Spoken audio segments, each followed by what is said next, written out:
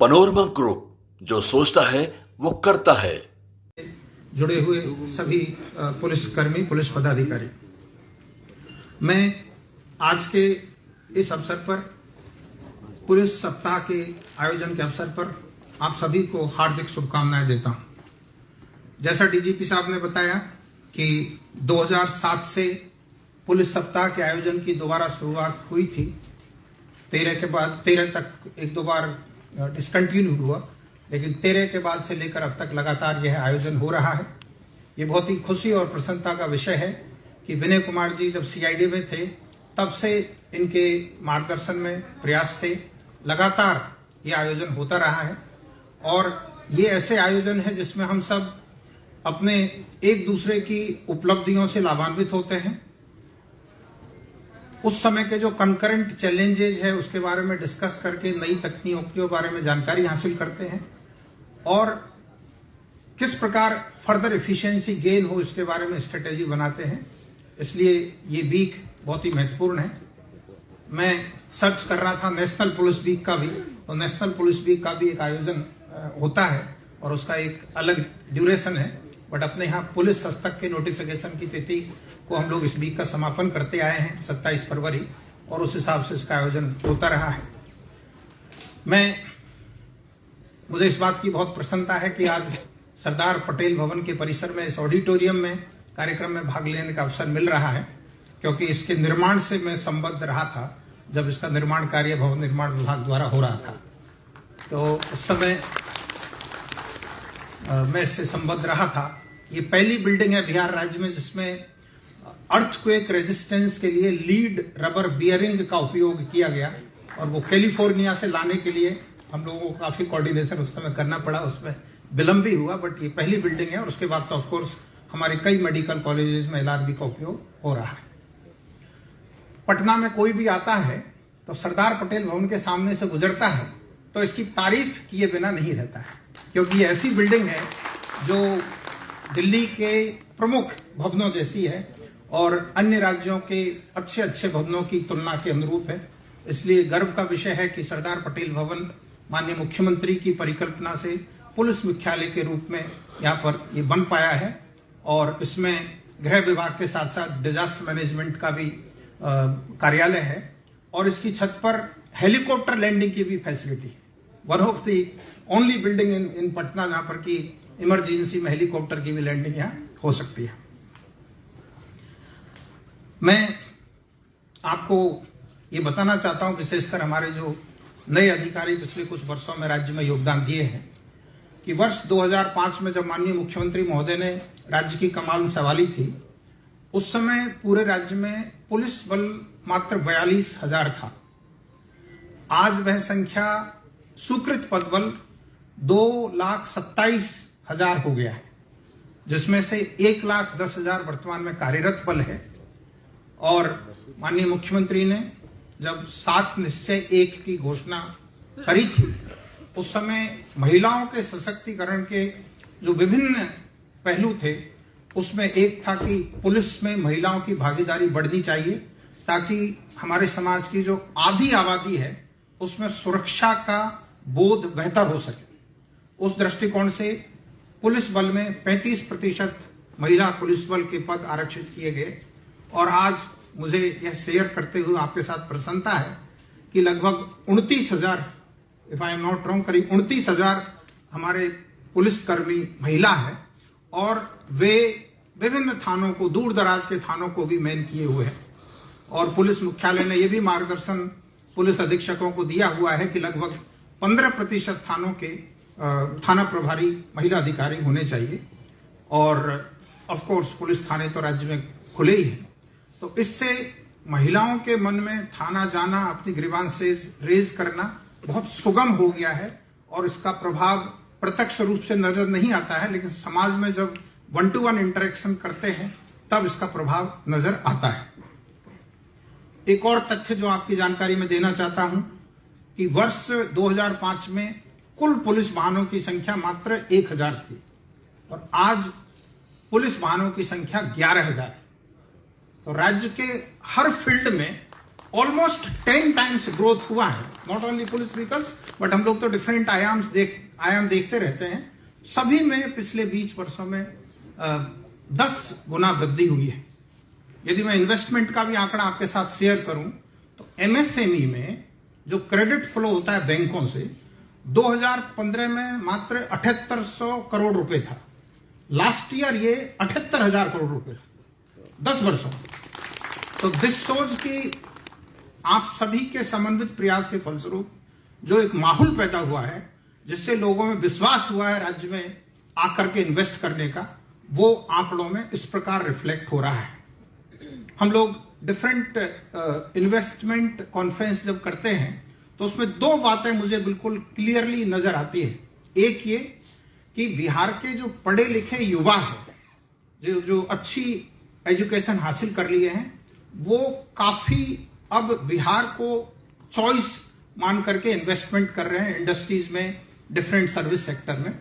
और दूसरा पहलू यह है कि जो यहां से चले गए थे पिछले कुछ 20-30 वर्षों में, उसमें से कई लोग री इन्वेंट करके यहां पर आकर के इन्वेस्ट कर रहे हैं। तो इन दोनों फैक्टर्स के चलते हुए आज इंडस्ट्री के क्षेत्र में, सर्विसेज के क्षेत्र में काफी अच्छा इन्वेस्टमेंट हो रहा है।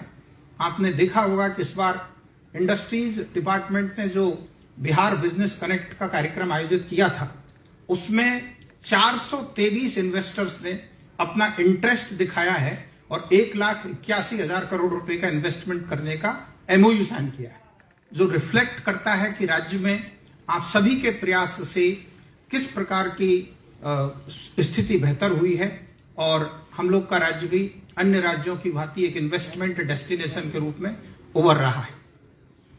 पिछले 2 महीने से मैं और डीजीपी साहब और कुंदन साहब हम लोग यात्रा के दौरान साथ ही रहते हैं और विभिन्न पहलुओं पर चर्चा करते हैं कि किस किस क्षेत्र में क्या क्या काम हो गया, क्या क्या कमियां हैं।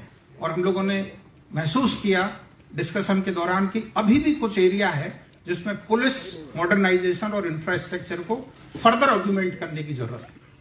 तो उसी क्रम में हम लोग अगले सप्ताह एक बैठक रखे हैं और माननीय मुख्यमंत्री महोदय का तो साफ निर्देश है कि जो भी चाहिए कानून का राज स्थापित करने के लिए संसाधनों की कोई कमी नहीं है। हम लोग व्यवस्था करें ताकि पुलिस बल का जो आउटकम है वो बेहतरीन हो सके और देश के सभी राज्यों में तुलनात्मक रूप से बिहार पुलिस की उपलब्धि बेहतर हो सके। मैं आप सबको बधाई देना चाहता हूं कि राज्य में बहुत बड़े इलाके उग्रवाद प्रभावित थे। हम लोग जब जिलों में कलेक्टर और हमारे कई साथी एसपीज यहां पर हैं जब थे, उस समय एलडब्ल्यूई हम लोग के राज्य की बहुत बड़ी समस्या थी। जिलों में संसाधनों की घोर कमी थी। गाड़ी से लेकर police station, basic infrastructure, man power, बहुत कठिनाइयां थी। लेकिन आज राज्य में एलडब्ल्यूई को कंटेन करने में आप सभी सफल हो पाए हैं, इसके लिए मैं आपको बहुत बहुत बधाई देना चाहता हूं। अभी 2-3 महीने पहले गृह मंत्रालय के स्तर पर बैठक हुई थी, तो उसमें बिहार के प्रयासों को काफी सराहा गया था और प्रवीण जी का बार बार हम लोगों को इस संबंध में गाइडेंस और मार्गदर्शन मिलता रहता है। मैं आपको इस बात के लिए भी हार्दिक बधाई देना चाहता हूं कि अपना राज्य कम्युनली सेंसिटिव राज्यों में रहा था, क्योंकि जनसंख्या का अनुपात उस तरह का है। पूर्व में घटनाएं भी होती थी, लेकिन पिछले 20 वर्षों में लगातार मेहनत के फलस्वरूप, संवेदनशीलता के फलस्वरूप राज्य में कम्युनल हार्मोनी मेंटेन्ड है। इसके लिए भी संपूर्ण पुलिस तंत्र बधाई का पात्र है। राज्य में प्रोहिबिशन जैसा कठिन कानून जो जन जन को प्रभावित करता है, 2016 में माननीय मुख्यमंत्री जी का संकल्प था राज्य की महिलाओं की मांग के आधार पर उस कठिन कानून का सफलतापूर्वक आपने पालना करवाई है। ये इसके लिए भी मैं आपको बहुत बहुत बधाई देना चाहता हूं। अपने राज्य में सेफ्टी ड्यूरिंग ट्रेवल एक बड़ी चिंता होती थी। पहले हमें ध्यान है उस समय जिलों में एसपी साहब लोग कन्वॉय में गाड़ियों को निकालते थे, ट्रकों को आगे पीछे एस्कॉर्ट लगा करके जीटी रोड बसों को कन्वॉय में निकालते थे। इस तरह का माहौल होता था। लेकिन आज कभी भी कहीं भी बिल्कुल सेफली लोग ट्रेवल कर पा रहे हैं, ये बहुत ही सुखद अनुभूति है। और ऑफ कोर्स क्राइम कंट्रोल के क्षेत्र में तो आंकड़ों से विदित है ही कि राज्य में अपराध पूर्णतः नियंत्रण में है, जो सतत प्रयास और मेहनत के फलस्वरूप संभव हो पाया है।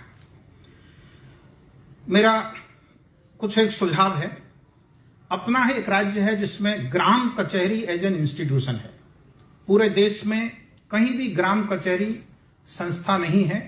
यद्यपि सर्वोच्च न्यायालय के स्तर पर एक मामला चल रहा है जिसमें इस पर सूचना मांगी गई है और अन्य राज्यों में भी ग्राम न्यायालय स्थापित करने के बिंदु पर चर्चाएं हो रही है। पर अपने यहां चूंकि स्थापित व्यवस्था है, चौथा टर्म है इलेक्टेड बॉडीज का, हमें उनको इन्वॉल्व करना चाहिए। अरविंद जी जब पंचायती राज विभाग के प्रधान सचिव थे तो इन्होंने Chandragupta Chanakya national law university से एमओयू करके और उनकी ट्रेनिंग की बहुत अच्छी व्यवस्था करवाई थी। आज ग्राम कचहरी के सभी सरपंच की अच्छी ट्रेनिंग होती है, उनके सचिव है उनकी ट्रेनिंग होती है, पंचों को भी बेसिक ओरिएंटेशन होता है। हमें यदि आसूचना संग्रहण में, भूमि विवादों के निष्पादन में, छोटे मोटे मामलों के निष्पादन में जो कानून के अंतर्गत उनको अधिकृत है, उनमें उनकी भूमिका को बढ़ाएं तो शायद छोटे छोटे मामलों में पुलिस में केस दर्ज होने की संख्या में कमी होगी। तो हमें ग्राम कचहरी को सशक्त करने की आवश्यकता है, इस पर हमें विचार करना चाहिए।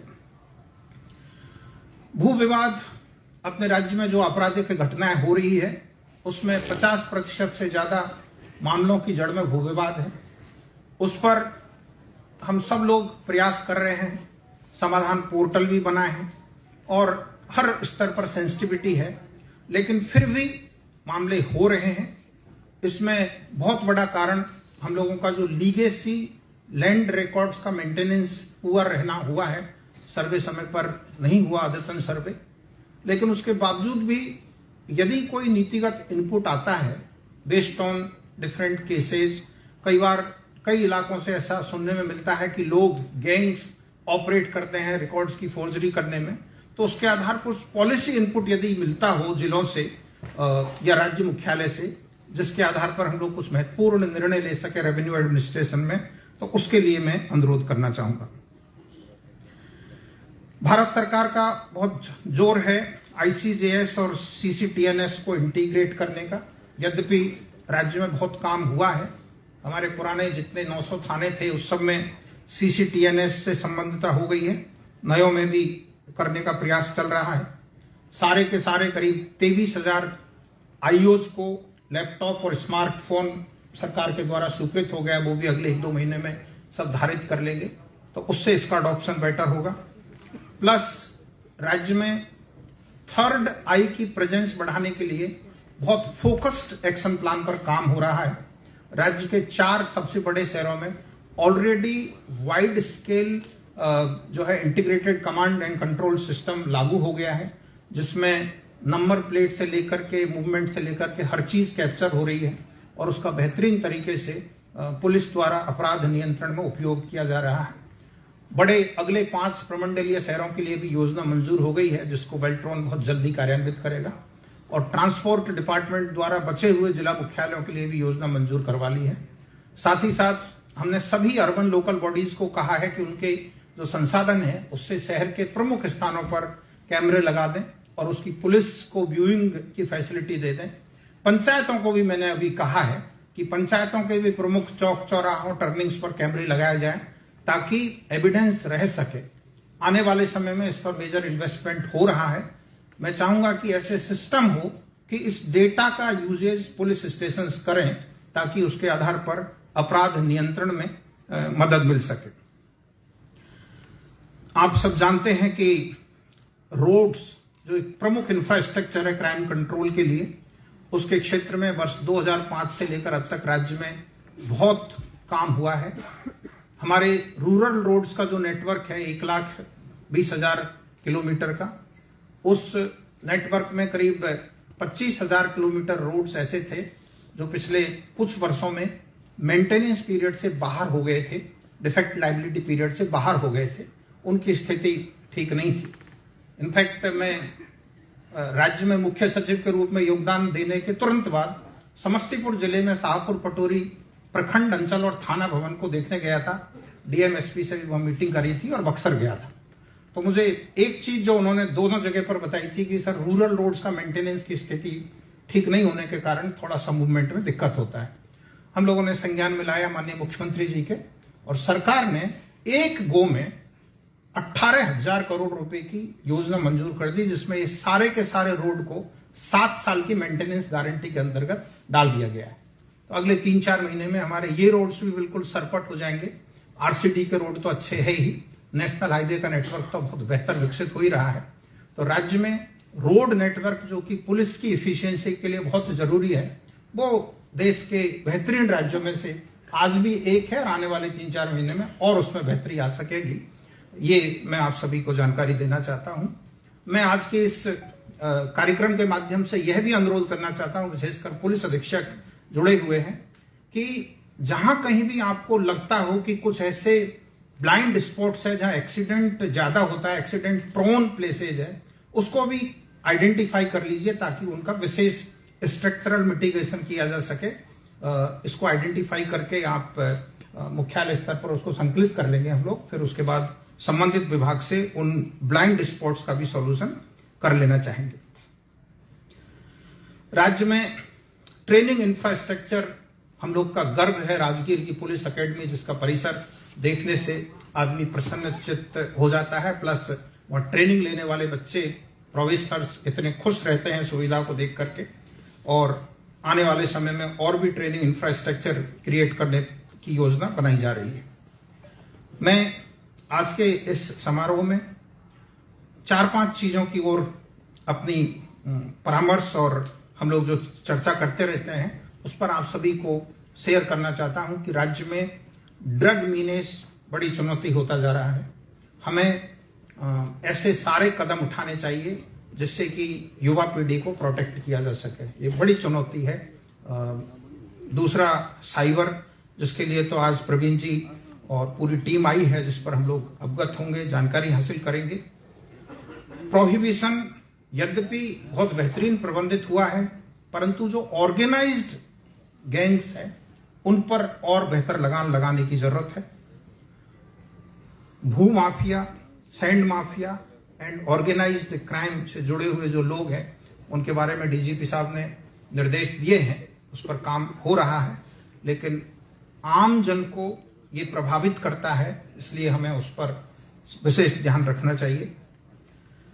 महिला सुरक्षा राज्य में बहुत बेहतरीन व्यवस्था है, but still we have to be very very sensitive, extra sensitive.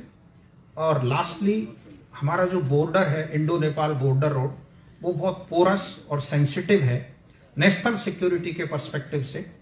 यद्यपि इंडो नेपाल बॉर्डर रोड और एसएसपी की व्यापक उपस्थिति है, but still border districts need to be extremely cautious, careful, and sensitive to this national issue. Forensic infrastructure BNS के roll out के लिए जरूरी है, उसके लिए व्यापक पैमाने पर डीजीपी साहब ने पहले भी काम किया है और अभी भी इस पर काम हो रहा है, और जल्दी ही लेबोरेटरी की स्थापना के साथ साथ नेशनल यूनिवर्सिटी की स्थापना के लिए कदम उठाए जा रहे हैं। मैं आज के इस अवसर पर गृह मंत्रालय भारत सरकार को, विशेष सचिव साहब प्रवीण जी अपने कैडर के अधिकारी हैं, उनके माध्यम से एमएचए को बहुत बहुत धन्यवाद देना चाहता हूं कि राज्य में इंडो नेपाल बॉर्डर रोड के लिए मिनिस्ट्री ऑफ होम अफेयर्स ने 533 किलोमीटर लंबा रोड बनाने के लिए पैसा दिया। वो रोड अभी प्राय बन गया है, कंप्लीट होने वाला है, जो वेस्ट चंपारण से लेकर के किशनगंज तक बॉर्डर के 1-2 किलोमीटर 4 किलोमीटर के अंदर है, और उसमें एसएसपी के लोगों को एलडब्ल्यूई क्षेत्रों में रोड के ऑगमेंटेशन के लिए बहुत अच्छा सपोर्ट एमएचए के द्वारा मिला है। And of course police modernisation के क्षेत्र में तो हर वर्ष बहुत बेहतरीन सपोर्ट मिल रहा है, और बीएनएस के रोल आउट में न मात्र गाइडेंस, बाकी पूरा ट्रेनिंग से लेकर हर इंफ्रास्ट्रक्चर सपोर्ट मिल रहा है। इसके लिए हम लोग विशेष तौर पर एमएचए के आभारी है। मैं आज के इस आयोजन पर पुनः आप सभी को अपनी ओर से हार्दिक शुभकामनाएं व्यक्त करते हुए इस पुलिस वीक की इंटीग्रेटेड कॉम्प्रिहेंसिव सफलता की कामना करते हुए अपनी बात पूर्ण करता हूं। जय हिंद।